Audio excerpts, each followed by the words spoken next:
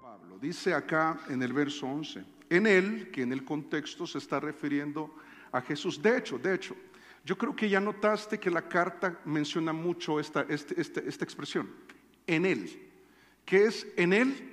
Es la condición espiritual de aquellos que hemos tomado la decisión de recibir a Cristo, que es algo que planteó en el capítulo 1, que cuando escuchamos el Evangelio, que vino a vosotros, ¿te acuerdas que dice que dio fruto y crece en nosotros? Hay un impacto en nuestra vida de parte de ese Evangelio, y esos que han puesto su fe en Jesús están en él, están en una condición espiritual especial de la cual va a hablar a continuación. Dice, en él también fuisteis circuncidados con circuncisión no hecha a mano. Y me están poniendo efectos especiales acá. Ok, si pueden de pronto bajarlo y volver a subir, no sé, algún falso o algo. Y quedé choqueado. Yo aquí quedé como ciego de ver la luz. Yo dije, ¿dónde está la gente? Así que casi no puedo leer. Dice, en él también fuisteis circuncidados con circuncisión no hecha a mano, al echar de vosotros el cuerpo pecaminoso carnal, en la circuncisión de Cristo, sepultados con él en el bautismo, en el cual fuisteis también resucitados con él, mediante la fe en el poder de Dios, que le levantó de los muertos. Y a vosotros, estando muertos en pecados y en la incircuncisión de vuestra carne, os dio vida juntamente con él, y perdonándoos todos los pecados, anulando el acta de los decretos que había contra nosotros, que nos era contraria, quitándola de en medio y clavándola en la cruz, y despojando a los principados y a las potestades, los exhibió públicamente, triunfando sobre ellos en la cruz. Varias veces hemos leído textos, o varias veces seguramente te ha pasado que lees la Biblia y entonces terminas de leerla y dices, no entendí. ¿Te acaba de pasar? Resucitados, circuncidados y sepultados en Cristo, con Cristo. Bueno, ¿es en Cristo o es con Cristo? Ya vamos a ver que hay una diferencia en esto. Muy denso, muy denso. Pero cuando lo conectamos con todo lo que hemos venido estudiando, que debido a la pausa que hicimos por ser un domingo de resurrección especial, el domingo anterior que estudiamos Juan 21, ahora retomándolo, yo veo muy oportuno el poder retroalimentar lo que hemos aprendido en esta carta. ¿De qué habla esta carta? De la vida llena de plenitud que solamente se puede lograr en Cristo. El mundo nos ha tratado de vender esta plenitud y entonces nos dice que necesitamos tener cierto ingreso, cierta posición, cierto estatus, cierta cantidad de plata en el banco, ciertos viajes, tienes que rodearte de ciertas personas. Y hemos visto que lo que el mundo nos ofrece hoy y que le hemos creído nos ha decepcionado y aún así lo hemos buscado de nuevo. Y hay mucha búsqueda de la vida plena en el corazón de todas las personas. Pero el apóstol ha escrito a estos colosenses donde ve amenazada una plenitud que solamente se logra en Cristo cuando la experimentas en tu hogar. Y hemos aprendido que Jesús hace la diferencia, que Jesús es Dios. Esto es lo que planteó en el capítulo 1. Pero antes de decirnos que Jesús es Dios, hizo un llamado a andar de una manera en la vida, es a comportarnos de cierta manera, a lo cual llamó comportaos, dice, anden como es digno del Señor. O sea, si ustedes dicen que son cristianos, la gente va a tener una expectativa acerca de ti. Y les pido, por favor, diría el apóstol, les pido por favor que ese cristianismo que ustedes viven no sea un fanatismo religioso, que no sea algo que le parezca extraño a tu compañero de trabajo, a ese familiar que no cree en el cristianismo por tantas cosas raras que se ven que no están fundadas en la Biblia, porque muchos de ellos han sido engañados. Es algo que ya voy a abordar en el contexto de lo que vamos a ver. Pero entonces nos pide un andar, y para que podamos cumplir esa manera de vivir el cristianismo, nos dice dos cosas. Uno, Jesús es clave. Jesús es clave y Él es la plenitud de Dios. Jesús no es un profeta, Jesús no es una mente brillante, aunque obviamente lo fue. Jesús no es un personaje especial en la Biblia. Jesús es Dios y nos planteó un argumento muy sólido acerca de cómo Él participó en la creación y cómo a Él no le falta ningún atributo de Dios Padre. De hecho, por esa razón en Juan 14, Jesús le dijo a Tomás: el que me ha visto a mí, ¿te acuerdas? Ha visto al Padre. Es lo mismo, a mí no me falta nada que el Padre no tenga. Poder, tengo todo el poder. Autoridad, tengo toda la autoridad. Santidad, tengo toda la santidad. Y podemos seguir en la lista. Jesús es Dios. Pero luego habla de un misterio en el capítulo 1, ¿te acuerdas? Que misterio en la Biblia era algo que no se conocía y que ahora sí. ¿Y qué era eso? Era que este Jesús, que es plenamente Dios, vive plenamente en ti y en mí y en todos aquellos que hemos puesto nuestra fe en Jesús. Y esto es maravilloso, porque cuando se nos pide andar como Jesús y tú ves todas tus carencias, ves tu temperamento, le echas un vistazo a tu carácter, te ves en el espejo físico y dices qué lindo soy, y te ves en el espejo espiritual y dices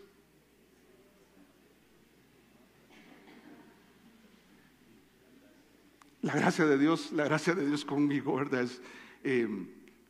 Pero esa vida que se nos pide vivir, ese cristianismo que se nos pide vivir, es posible porque Jesús, que es completamente Dios, vive completamente en ti, al punto que si viene alguien, ya cuando aborda el capítulo 2, dice, si viene alguien, un falso maestro que te dice que tú necesitas algo adicional a Jesús en tu vida, es un engañador.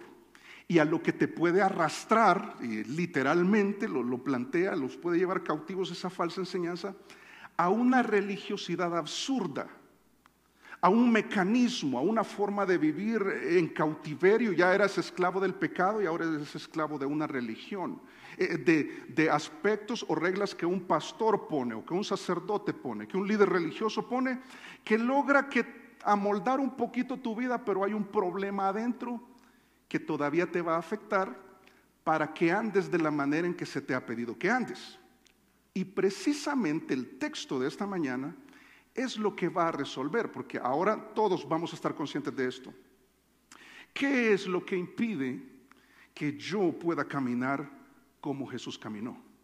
Teniendo la paciencia de Jesús, otorgando el perdón inmerecido a otros de parte de Jesús, quedándome callado cuando lo injuriaban o cuando me están ofendiendo. ¿Cómo puedo yo tener paz en medio de la tribulación? ¿Cómo puedo yo vencer en la tentación como Jesús? ¿Cómo puedo orar como Jesús? ¿Cómo puedo confiar como Jesús?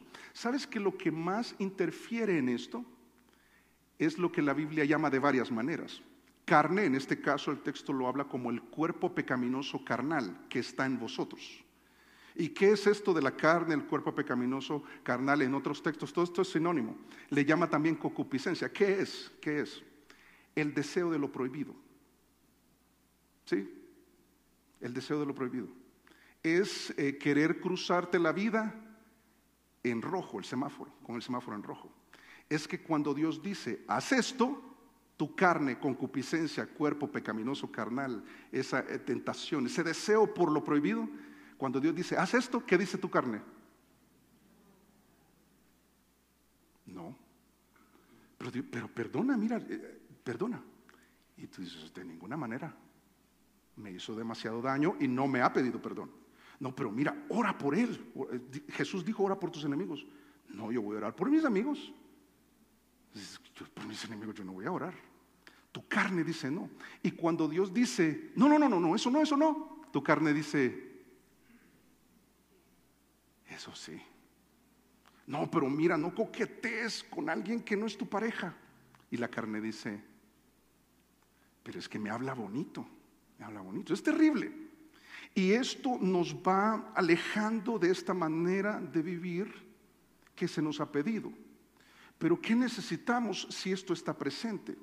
La intervención de Jesús en tu vida, que produce un favorecimiento espiritual del cual nos va a hablar del verso 11 al verso 15, en el cual, fíjate, va a estar relacionado con el pecado, y vamos a aprender de qué nos ha librado Jesús en relación al pecado, de manera que puedas vivir la vida que Cristo te ha pedido que vivas.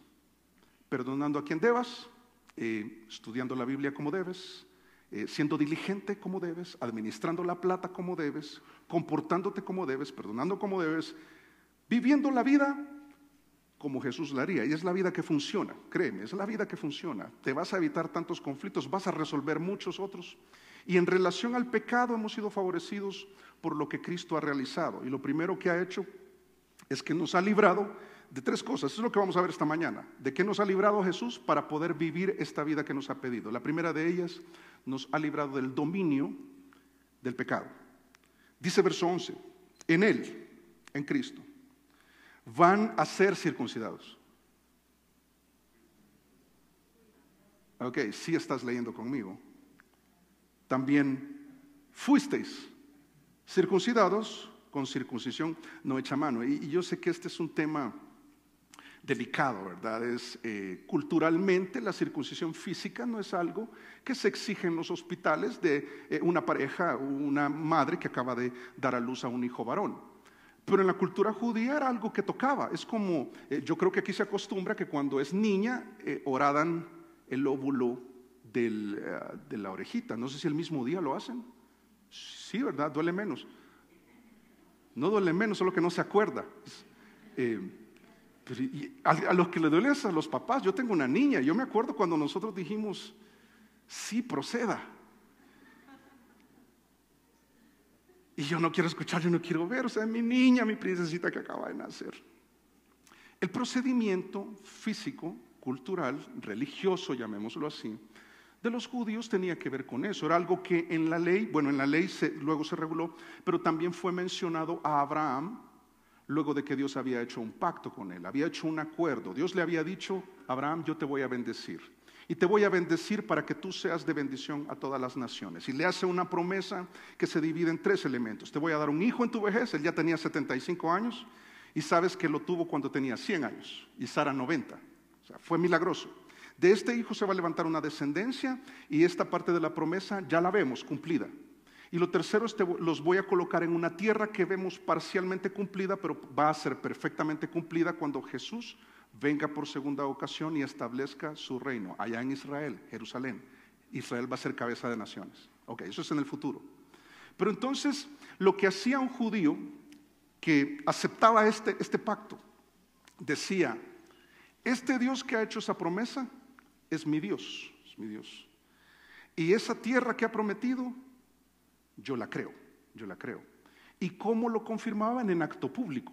¿En qué acto público? En el que menciona Génesis 17:10, porque así fue solicitado. Dice, este es mi pacto, que guardaréis entre mí y vosotros. Y vosotros se refiere a la descendencia de Abraham, que corresponde a los israelitas el día de hoy. Y tu descendencia después de ti. Será circuncidado todo varón de entre vosotros, al octavo día. Este no se podía en el nacimiento. Para hacerlo como Dios había demandado, era al octavo día, que ahora se cree que es un día donde el umbral del dolor soporta más. Ahí entramos en otro tema en que no voy a dedicarle tiempo a eso. Pero lo que sí es cierto es que los judíos empezaron a cumplir con este comando de manera religiosa. Solamente exponiendo a sus hijos al procedimiento, exponiéndose ellos. ¿Te acuerdas que Abraham se circuncidó siendo un adulto, ya grandecito? Y en aquel momento no había anestesia. Yo creo que era un palo y a morder. Ismael tenía 13 años. Y los siervos, dice que también circuncidó a sus siervos, allá en Génesis 17. Y corte.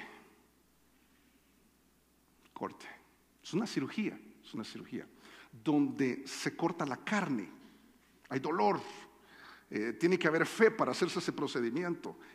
¿Y nosotros tenemos que hacer eso? No somos judíos.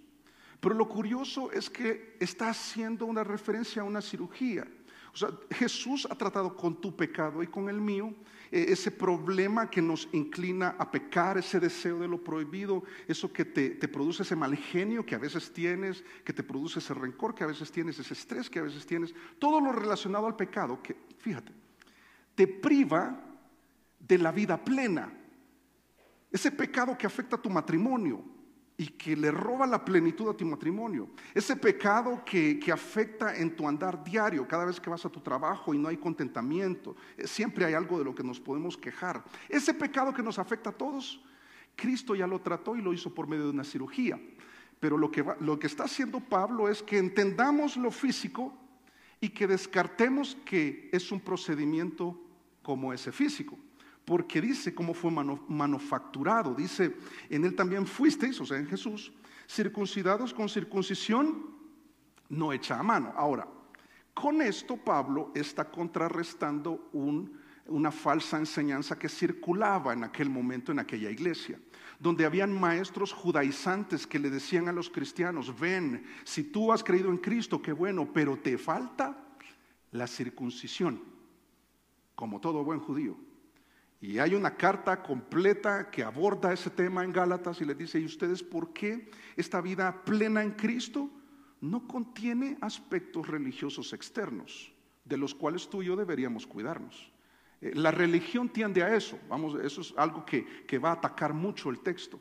Estos rabinos, estos maestros judíos, lo que quieren es arrastrarte a una forma religiosa de vivir, no basada en aquello que Cristo ya realizó en ti. Jesús ya realizó un corte y no es manufacturado por otro hombre, es algo mejor.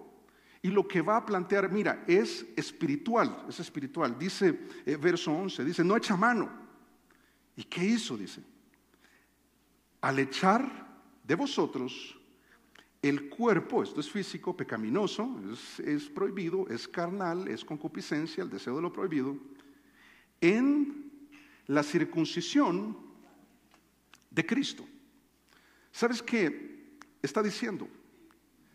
Cristo te realizó un corte espiritual en tu vida que quita el dominio que tenías sobre tu vida, ese deseo que tenías de pecar. ¿Sabes? Si tú habías tratado de dejar tu mal genio y no podías, y lo intentaste y nunca pudiste, Jesús, si estás en Él, realiza un corte espiritual en ti para que puedas lograr el andar que se te ha pedido. Cuando un creyente dice, no puedo, está engañado. Tiene que recordar que Jesús aplicó una cirugía. ¿Cuántos aquí han sido expuestos a una cirugía? Yo pensé que iban a ser menos. Wow, chévere. No levantes la mano. ¿Esa cirugía fue estética?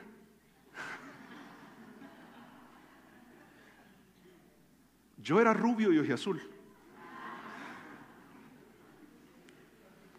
Cuando yo tenía como 7 años, de repente me cogió un dolor, cada vez más fuerte,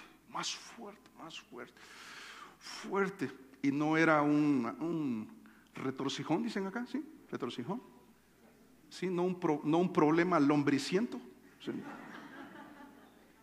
Es un dolor cada vez más terrible, hasta un punto, yo tenía 7 años y yo le decía a mi mamá, no puedo caminar, qué dolor. Mi mamá dijo, esto es apendicitis. Y me lleva al primer médico y el médico dice, lombrices. No dijo eso, dijo, un problema estomacal, no quiero entrar en detalles lo que dijo, pero salimos de ahí y mi mamá dice, es apendicitis. Me lleva a otro hospital y me hacen pruebas, por si algún día te da este tipo de dolor. Una de las confirmaciones de que es apendicitis es que te sientan o te acuestan y entonces levantas la pierna y luego la cruzas. Esto que acabo de hacer. Es imposible hacerlo. Es un dolor.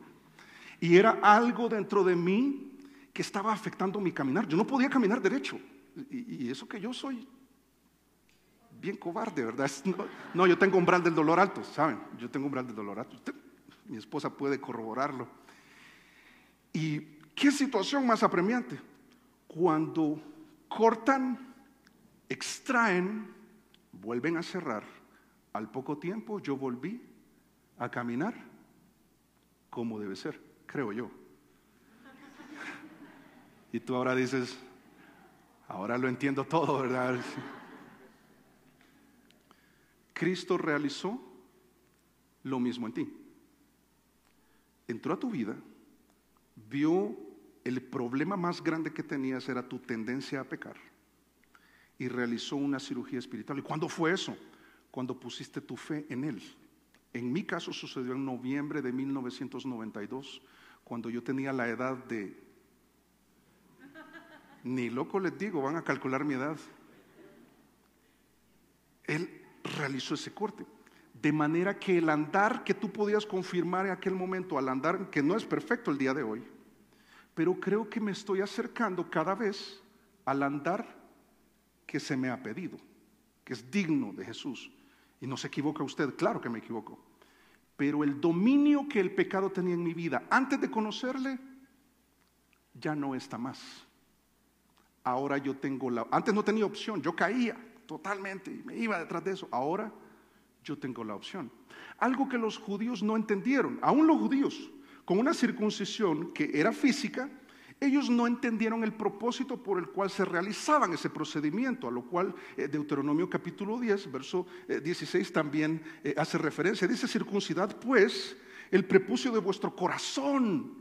O sea, ya hicieron el procedimiento, ya cumplieron con lo religioso, ya chulearon eso, congregarse, qué bueno congregarse, estudiar la Biblia, qué bueno, pero aplícalo a tu interior, porque el problema que tienes dentro de ti es lo que está ocasionando el estilo de vida que te aleja de la forma de vivir que se te ha pedido que vivas y que alcances la plenitud de la vida.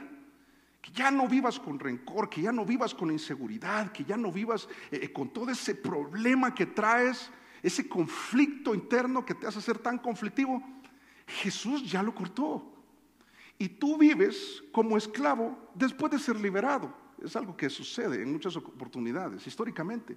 Que el esclavo estaba tan acostumbrado a ser esclavo que le dan la carta de libertad y él dice: no, yo quiero aquí más rico, más cómodo.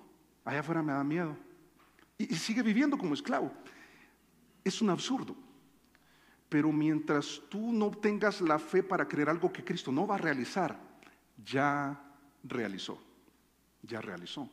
Por eso el planteamiento para los creyentes en la actualidad está en Gálatas capítulo 5. Yo te dije una carta que habla mucho acerca de este tema y lo aborda de esta manera. Dice: digo pues, andad en el Espíritu y no tengáis deseo de la carne. ¿Te puedes imaginar que este texto dijera: no tengan deseo de la carne? Hermano, es como que me diga pasar al lado de la lechona y me provoca. En mi caso es el pan. Yo lo he dicho en varias oportunidades y voy a hacer el comercial. Hornitos. Miren, probamos un pan ¿de qué era? Arándanos. Qué pan más espectacular. Qué rico, qué rico. Y yo paso por Hornitos y yo digo: la circuncisión espiritual que Cristo ha realizado en mí, ¿verdad? Pero qué difícil, qué difícil. Antes de esa era mi vida miserable. Esa era mi vida, creyéndome más que otros, soberbio, prepotente, rebelde. La juventud, ¿verdad? De aquel momento cercano en que yo estaba. Pero dice no tengáis, dice no satisfagáis los deseos de la carne.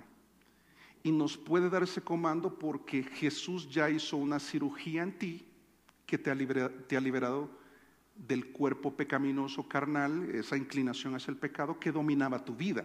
Dice los deseos de la carne, dice porque el deseo de la carne es contra el espíritu y el del espíritu es contra la carne. Y estos se oponen entre sí. Esto es lo que yo experimento, hermano. ¡Qué bueno! ¿Sabes qué me preocuparía? Es que tú dijeras: no, yo no. Yo siempre como pan ahí en Hornitos, cada vez que paso. Y lo que la carne me pide, se lo doy. Yo lo que espero es que tú digas en este momento: eso es lo que pasa dentro de mí. Yo tengo una lucha. La carne desea, pero yo digo: no, Cristo me ha liberado de eso. Él ha aplicado un corte, una cirugía. Ahora yo puedo vivir no dominado por el pecado. Dice, se oponen entre sí para que no hagáis lo que quisierais. ¿Sabes qué está planteando? Antes no teníamos opción, antes de Cristo no teníamos opción, vivíamos en pecado. En la naturaleza, ya va a hacer referencia a eso más adelante. Pero ahora lo que plantea es, ahora cuando pecas es porque así lo decidiste. Ahora sabes lo que es pecado, sabes que está mal, conoces las consecuencias. Y sabes que esa actitud no produce nada bueno en ti. Esa soberbia, ese orgullo, ese rencor, esa actitud, ese mal genio, no te produce nada bueno. Pero vives como dominado por el pecado cuando Cristo ya cortó esa cadena. Cuando dice, bien tremendo la expresión que usa, porque dice que sacó no el apéndice, sacó todo lo que afectaba a tu vida para mantenerte dominado por esa situación. Por eso yo aprovecho y digo, y yo no sé en cuántos casos a lo largo del ministerio el Señor me ha permitido conocer, pero hay personas que dicen, no, yo he hecho todo para salir de ahí, no he podido. Sabes que yo siempre les cambio el no he podido. Cuando están en Cristo, cuando yo veo que son cristianos, yo les digo, es que no has querido. No, ¿cómo no? Pero ¿quieres salir de esa situación? ¿Quieres salir del adulterio? ¿Quieres salir del alcoholismo? ¿Quieres salir de esa crisis matrimonial? ¿Quieres salir de esa rebeldía a los hijos? ¿Quieres salir? Y ellos dicen, sí, quiero. Y yo pregunto por lo menos 3 veces, ¿en realidad quieres? Y en varias oportunidades al final dicen, no, el problema, ahora entiendo que el problema es que no quiero. Porque de poder puedes, definitivamente que puedes. Mira, la religiosidad a la que podían arrastrar aquellos falsos maestros, mira, la religiosidad no libera del dominio del pecado, no libera, solo agrega aspectos externos para hacer lucir mejor al que aún sigue esclavizado. Te lo resumo en una palabra, fachada. La religión lo que te ofrece es fachada. Eso es lo que pasaba con los fariseos, a los cuales Jesús les dijo, vosotros sois sepulcros blanqueados, pintados bonitos por fuera, y por dentro el problema es un desastre. Y hay huesos de muerto, hay podredumbre, hay gusanos, hay problema adentro. Y lo que Pablo está diciendo es, miren, el problema más grande tuyo no es físico, es interno. Y el interno Jesús ya lo trató. De manera que esta manera de vivir que se te pide, que te va a dar plenitud, es posible. Deja el alcohol, deja la mentira, deja el mal genio, deja la avaricia, deja el materialismo. Pero es que no puedo, no quieres. Porque de poder sí puedes. ¿Por qué? Porque Jesús nos liberó del dominio del pecado. Pero también, siempre en relación a la religiosidad, también nos libera de la dualidad del pecador, la doble vida. Y la forma en que lo va a presentar está en el verso 12. Hace otra expresión que también, por supuesto, vamos a entender qué es lo que está diciendo acá. Dice, sepultados con Él en el bautismo, en el cual fuisteis también, ¿qué? Sepultados, resucitados con Él, mediante la fe. ¿Cómo accedemos a esa sepultura, muerte, sepultura y resurrección? Dice, por mediante la fe, en el poder de Dios que le levantó de los muertos. Es interesante que haga una referencia a la obra de Cristo en la cruz, que Él murió, fue sepultado, al tercer día resucitó. Y específicamente se apoya en el hecho del poder que Dios usó para levantar de entre los muertos a Jesús. Te puedes imaginar. Hace poco estuvimos hablando un poco de esto, pero el cuerpo a los 3 días está rígido, o sea, todo el proceso ya está avanzado, es una cosa difícil. Ya la medicina de hoy y la ciencia de hoy le cuesta, después de 20, 30 minutos de estar haciendo resucitación cardiopulmonar, ya no pueden. Pero te puedes imaginar que hace alusión al poder de la resurrección de Cristo, que así como operó en Cristo, opera en ti. Y hace referencia a 2 aspectos, a sepultados con Él y resucitados. ¿Por medio de qué? por medio del bautismo. Y ahora voy a desglosar estos elementos para que podamos comprender algo que parece muy complicado, pero vas a ver que tiene mucho sentido. Y es sencillo, la verdad. Lo primero es que en el verso 11, ¿cómo arranca? Diciendo con Él. Dice en Él, en Él. Esa es la condición espiritual. Ahora dice con Él, con Él. ¿Sabes que la expresión con Él a lo que nos está conduciendo es a la identificación con Él? Es que así como Jesús murió, yo muero. Así como Jesús fue sepultado, yo también. Y así como Jesús resucitó, yo también. Cuando tú te identificas con un equipo, cuando te identificas con una empresa, te asocias, si hay una asociación, y estás diciendo, lo que Dios hizo en Jesús y a través de Jesús es algo que puede hacer en mí y a través de mí. Y puede llevarme a un punto donde la vieja manera de vivir quede sepultada. Vas a ver que tiene mucha relación con eso. De manera que no sea la combinación de la vieja manera de vivir con una nueva manera de vivir. Es algo completamente nuevo. Ahora, ¿cuándo sucede esto? Porque mira, el tema del bautismo el día de hoy ha sido tan mal enseñado que ha dejado a muchas personas enredadas doctrinalmente. Espero lograr ser lo más sencillo posible y lo más claro posible. Porque el bautismo al que está haciendo referencia acá en el verso 12 es espiritual, eso es lo primero, es espiritual. Es algo que menciona Romanos capítulo 6 verso 4, dice, porque somos sepultados juntamente con Él. Nos identificamos con su muerte, ¿y qué pasa después de morir? Sepultura. Usted está haciendo referencia a eso. Dice, por el bautismo. Es por el bautismo. Y que aquí quizás debo hacer la pausa y explicarte que la palabra baptizo, que es original, es muy similar a la del español, significa sumergir, introducir en. Lo que está diciendo es, fuimos sumergidos, fuimos introducidos. ¿A qué? Al cuerpo de Cristo. No es la membresía de una iglesia, el firmar un papel y venga y esto y lo otro, tómese foto y a un libro. Qué bueno si se hace, pero de lo que está planteando acá es el bautismo es mucho más que eso. Es que el Espíritu Santo hace una obra tal que nos introduce al cuerpo de Cristo. Y este es algo que la Biblia habla de otro misterio, es vosotros en Cristo. ¿Se acuerdan que ya Colosenses nos enseñó que Cristo está en nosotros? ¿Sabes que el bautismo del Espíritu Santo es que nos toma y nos introduce en Cristo? Por eso se dice en Él. ¿Por qué estamos en Él? Por el bautismo, introducidos, sumergidos, formando parte del cuerpo de Cristo. ¿Cuándo sucedió esto? Por medio del bautismo. El bautismo es espiritual. Pero hermano, ¿y los bautismos que tenemos aquí en la iglesia? Ya vamos a llegar a eso. Pero antes, nos identificamos, dice, porque somos sepultados juntamente con Él para muerte por el bautismo, a fin de que como Cristo resucitó de los muertos por la gloria del Padre, así también nosotros andemos. ¿En qué iglesia?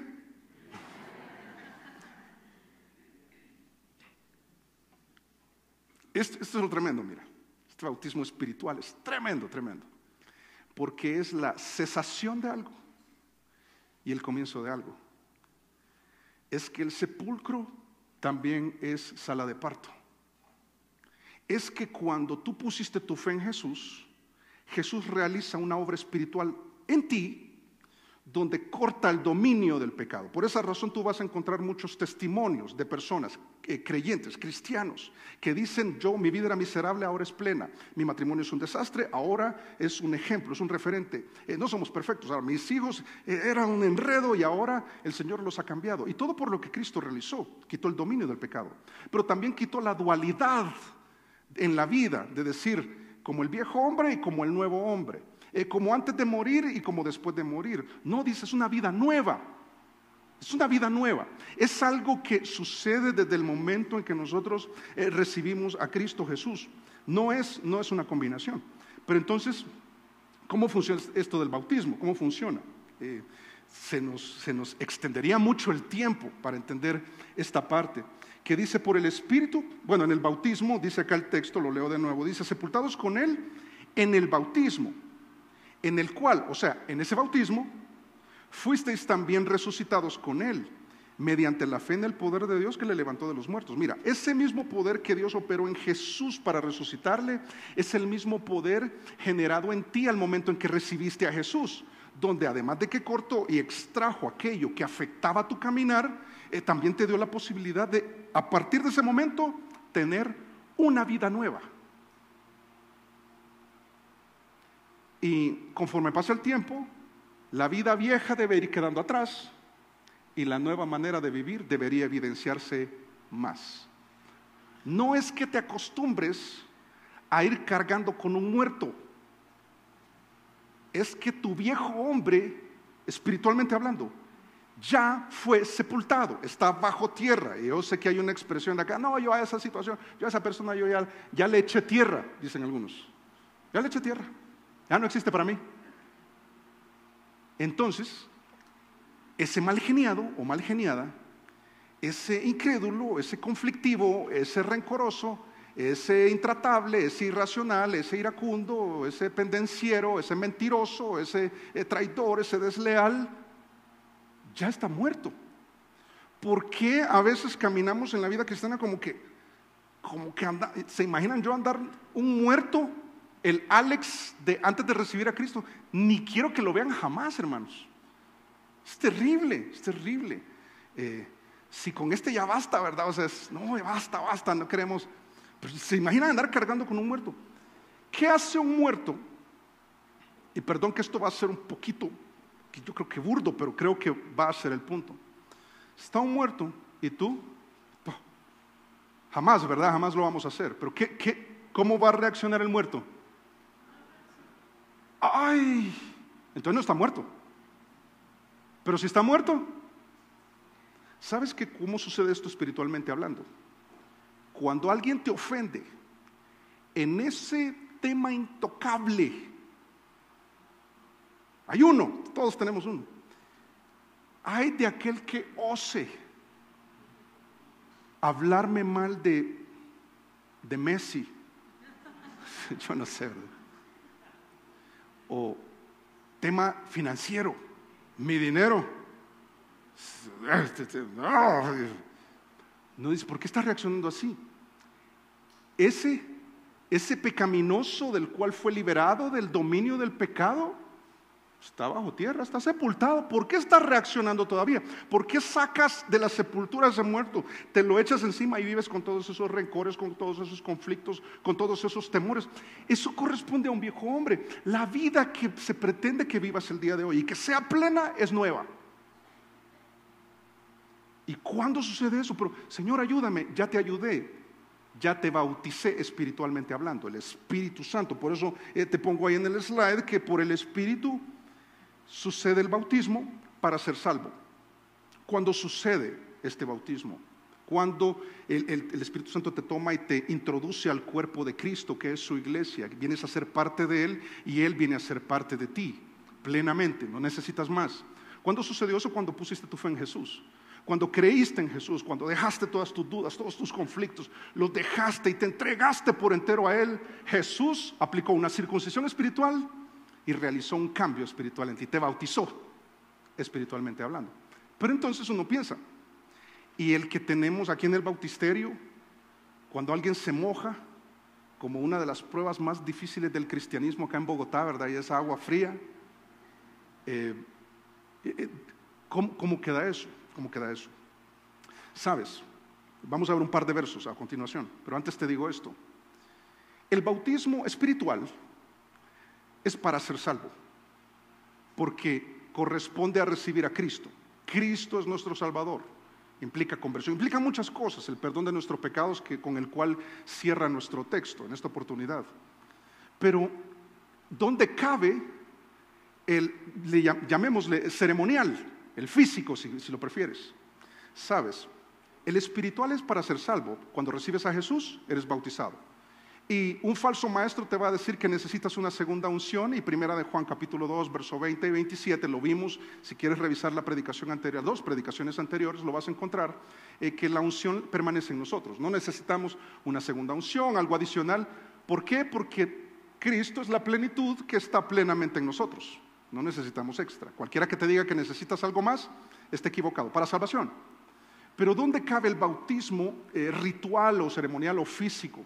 Sabes que este no es para ser salvo, no salva a nadie, pero es porque eres salvo. ¿Por qué digo esto? Porque en Hechos, capítulo 2, verso 41, entre muchos otros, que ya te los voy a mostrar, no todos, dice, así que los que recibieron su palabra fueron bautizados y se añadieron aquel día como 3,000 personas. ¿Qué hacían las personas? Inicialmente recibían la palabra, creían. Entonces Jesús les bautizaba espiritualmente. ¿Qué hacían ellos después? Se bautizaban físicamente. Te muestro el carcelero de Filipos, ahí en Hechos capítulo 18, verso 8, es Crispo, conecté con otro texto ahí en Hechos 16, pero Crispo dice, el principal de la sinagoga creyó en el Señor con toda su casa, y muchos de los corintios, oyendo, creían, se bautizaban. La fe es primero. Si tú te bautizaste antes de creer, no es bíblico. Eso es lo que enseñan falsos maestros. Si tú te bautizaste pensando que era para salvación, estás equivocado, porque la salvación es por medio del creer. El bautismo espiritual sí, el ceremonial no. Y entonces, ¿por qué me bautismo? ¿Por qué me bautizo? Por obediencia. Por obediencia. Era lo que hacían los creyentes, y ahí te regalo en una esquina del slide, te regalo los otros textos, y hay muchos otros. Pero lo que estoy diciendo es esto. Primero pones tu fe en Jesús y luego tienes la disposición a bautizarte. De hecho, vamos a tener un domingo de bautismos, al cual ya dimos la fecha. Si tú quieres bautizarte, eso es algo del corazón, por supuesto, es voluntario. Pero entonces, mira, aquel que ha sido bautizado por el Espíritu, le será natural bautizarse por agua. Uno tiene que ver con salvación, el otro tiene que ver con obediencia. No hay rollo, no hay problema. Si lo que Cristo hizo espiritualmente en mí va a dar un fruto frente a la posibilidad de bautizarme por agua, no será un problema, entendiendo que primero es la fe.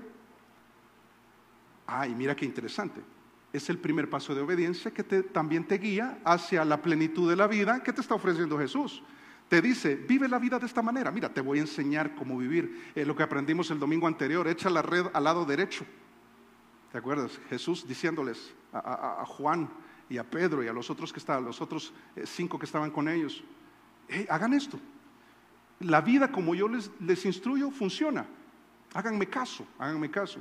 Y entonces, ¿dónde comienza todo eso? Cuando el viejo hombre es sepultado espiritualmente, el nuevo hombre surge, el dominio del pecado ya no va más porque Cristo lo ha cortado, y entonces decimos, es posible ser el esposo que Dios me pide, no tratar con aspereza a mi esposa, ser sacrificial con ella. Es posible para la esposa estar sujeta a su esposo. Es posible educar bien a nuestros hijos en medio de una sociedad que lo está educando malísima. O sea, es terrible la manera en que les está tratando de implementar principios y valores cuando son tan destructivos. Pero todo eso es posible, y la vida plena es posible. Mire, yo tengo una vida bien enredada, yo tengo deudas, yo tengo conflictos, yo tengo pleitos, tengo rencores, tengo enemistades de años, de décadas, tengo un enredo de vida. Cristo puede. El poder que operó en su resurrección es el mismo que opera en ti, dejando al viejo hombre sepultado y teniendo una vida nueva.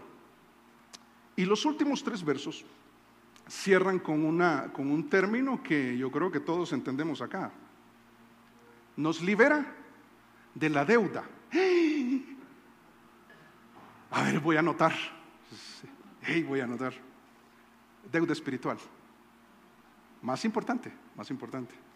Dice verso 13: y a vosotros, estando muertos en pecados y en la incircuncisión de vuestra carne. ¿Notas que está haciendo referencia a un momento previo en la vida donde Cristo no ha cortado el dominio del pecado y se notaba en nuestra vida, y el viejo hombre estaba vivo y el nuevo hombre no existía? Un desastre. Dice,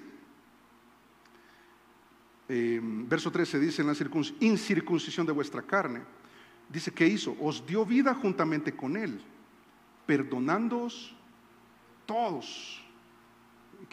Subraya a todos, resalta a todos, escribe todos 400 veces. Nos perdonó todos los pecados, todos.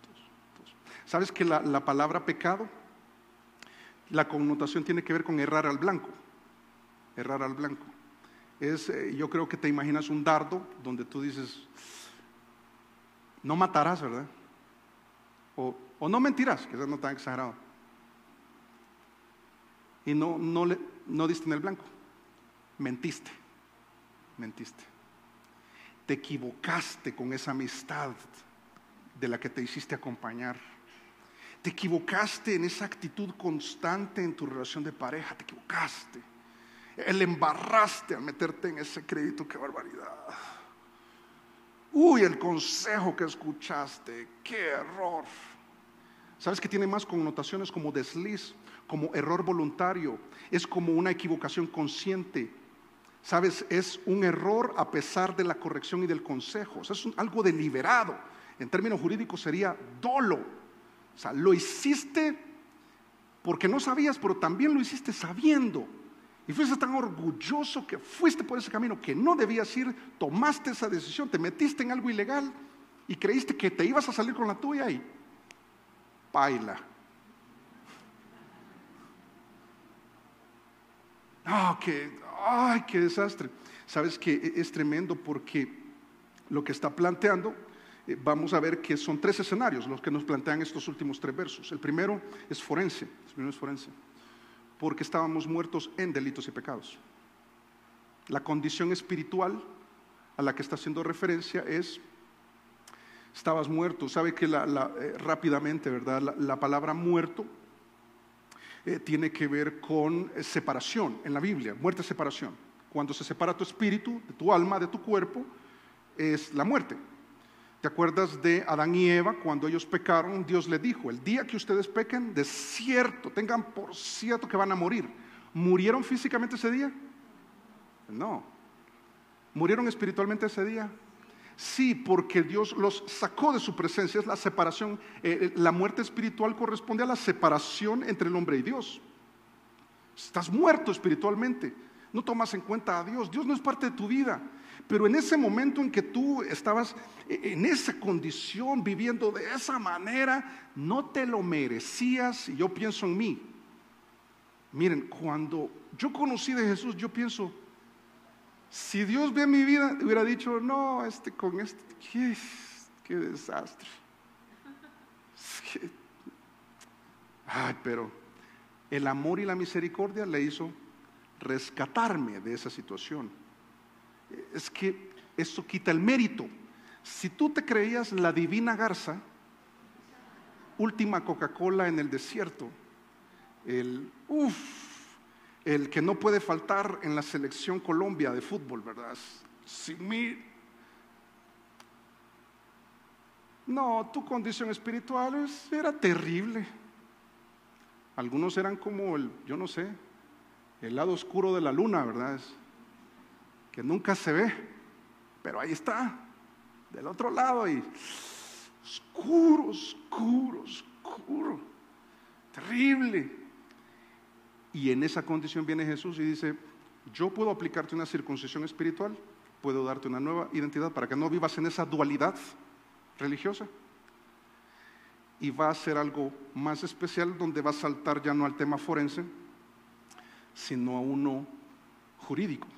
¿Cómo lo hizo? Mira, verso 14. Nos perdonó todos los pecados. Qué cosa más impresionante. Dice verso 14, anulando el acta de los decretos que había contra nosotros.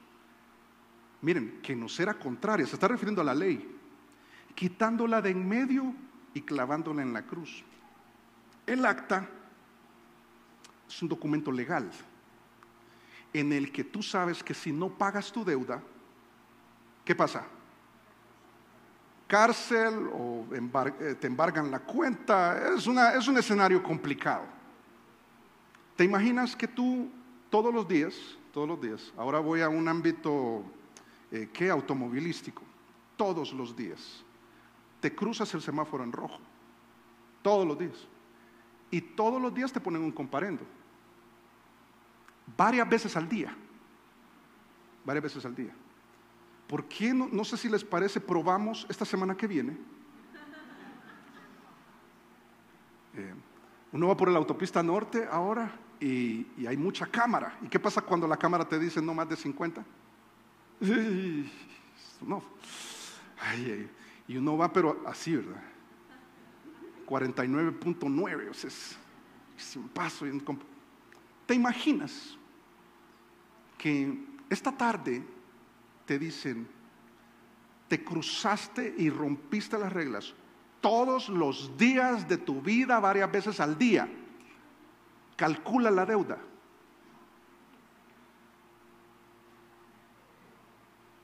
Chorro de millones. Calcula la deuda que tienes con Dios por cada pecado. Contraria. ¿Por qué nos es contraria? No tenemos el tiempo. Si tú vas a Apocalipsis 20, dice que los hombres que decidieron ser juzgados por sus obras, no por la gracia de Jesús, no por medio de Jesús, no quieren la circuncisión espiritual que ofrece Jesús, el cambio que ofrece Jesús, el amor de Jesús, el perdón de la deuda que ofrece Jesús, no por nuestras obras. Dice que fueron lanzados al lago de fuego. ¿Por qué? Por las cosas que estaban escritas en los libros, los 66 libros, donde fácilmente te puede acusar el adversario. Vas a ver que el adversario en la Biblia es Satanás, el acusador de los hermanos, dice Apocalipsis. También vamos a ver ese texto. Pero entonces, tú y todos ustedes, mano de pecadores, ¿verdad? Contraria, o sea, no nos favorece, es una cosa terrible. Borren todo eso de esa acta, borren mi nombre, por favor. Eso fue lo que hizo Jesús, porque la palabra que usa es precisamente eso. Sabes que lo literal le dice raspar, pero es un raspado que lo que busca es borrar. ¿Sabes qué es lo que ofrece Jesús? Lo que nos dio a nosotros, los creyentes. Uy, hermano, le tomó tiempo. Borró toda la deuda. ¿Cómo te sentirías si luego de tener una deuda impagable, luego viene alguien y la paga? Qué alivio, ¿verdad? Qué bendición. Ok, eso tenemos en Jesús. Eso tienes en Jesús. Y luego viene un aspecto militar. Y luego vamos a ver un par de versos y oramos. Dice verso 15. Dice que, tomó el acta, borró nuestro nombre, la clavó en la cruz, es el lugar, o sea, haciendo referencia al lugar donde eso fue posible. Y dice el verso 15, y despojando a los principados y a las potestades, los exhibió públicamente, triunfando sobre ellos en la cruz. Esa culpabilidad que a veces sientes no viene de Dios, viene del diablo, de tu carne, esa inseguridad. Cuando eres confrontado frente a, perdón la redundancia, frente a la eternidad, esa culpabilidad, no, yo tengo ahí un rollo pendiente, esta situación es apremiante para mí. Ese es el diablo, ese es el adversario acusándote. Cuando tú sientes que eres un gusano, ¿verdad? Ay, es un gusano. Soy, yo no sé, ¿verdad? La mugre en la pata 99 de un 100 pies. Que se le cayó y se quedó pudriendo ahí. Eso no es de Dios, eso es del diablo, el acusador de los hermanos, el adversario, el que te quiere hacer sentir mal, que te evita la vida plena, experimentar la vida plena, y te evita ir buscar la vida plena. Por el pecado, porque está relacionada con el pecado. Es esa culpabilidad que sientes de algo que hiciste hace 10 años y te das palo y qué terrible, yo no sirvo, te quedaste con ello, ¿verdad? El pasado está definiendo tu presente, es algo que no debería suceder. Cristo te libera de todo eso. ¿Y qué hace? ¿Y qué hizo? Anuló el acta. No fue lo que hizo, pero para manera de ilustrarlo, lo rompió, lo borró, lo exhibió en la cruz. Y el enemigo que acusaba quedó exhibido. Dicen los principados y las potestades, se refiere a las huestes celestiales, se refiere al demonio, al mismo diablo, aquel que acusaba, aquel que en el tribunal diría al infierno, y tiene material para acusar. Puede incluso, porque el diablo conoce la Biblia, entonces puede citar la Biblia y decir, este merece el infierno, y es lo que sucede en Apocalipsis 20 con aquellos que fueron juzgados según sus obras. Y es lo que te quita la plenitud del día de hoy. Ahora, en lo militar, antes de ir a un verso de Apocalipsis, lo que está diciendo es que ¿qué hizo Jesús? Venció en la cruz, venció la muerte, venció el dominio que el pecado ejercía en tu vida, venció al viejo hombre. Ahora puedes vivir una vida nueva, una vida plena también. Ahora ya no te preocupas por la condenación, por la deuda acumulada, no te preocupas. Y la figura que usa el texto es como la de un vencedor que va a la guerra y regresa a la ciudad y es vitoreado por los que lo reciben, como cuando David mató a Goliat, a Goliat, y que las mujeres decían: David venció a sus 10,000 y Saúl a sus 1,000, y Saúl se sintió envidioso, ¿verdad? Porque estaban glorificando a David más. Y ¿sabes? Jesús lo que dice es esto, mira.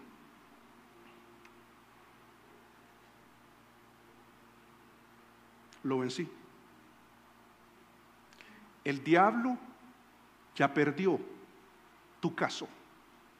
Él es el acusador, yo soy el defensor. Y aquí en este tribunal yo lo gané.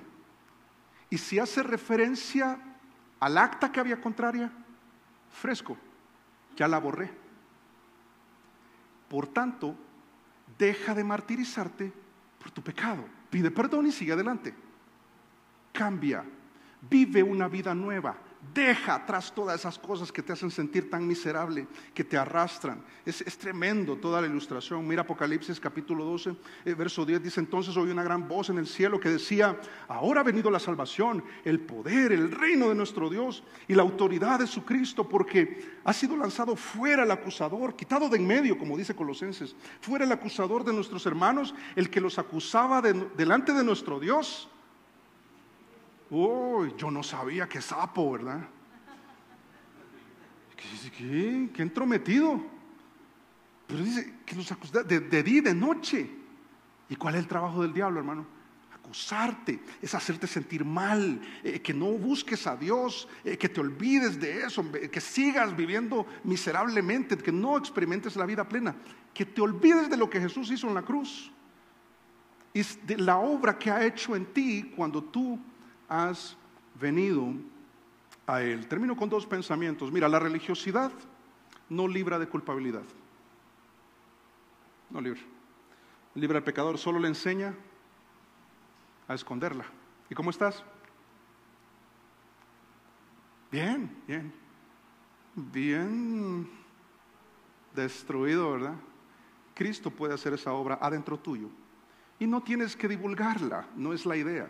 La idea es que es integral, es algo que Dios hace de adentro hacia afuera. Puede tomar tu vida, puede tomar tu corazón, puede tomar esa situación que te mantiene frenado en la vida, que te hace sentirte infeliz, desgraciado, que ves a futuro pero de una manera negativa, que te vuelves conflictivo, prepotente, tantas cosas. Cristo te saca de ahí. ¿Qué cosa más tremenda? La religiosidad no lo hace. ¿Y por qué es que yo he experimentado eso? Porque cada uno tiene que revisar si solamente estamos viviendo una religiosidad. Mira, Cristo gana el caso de todo pecador.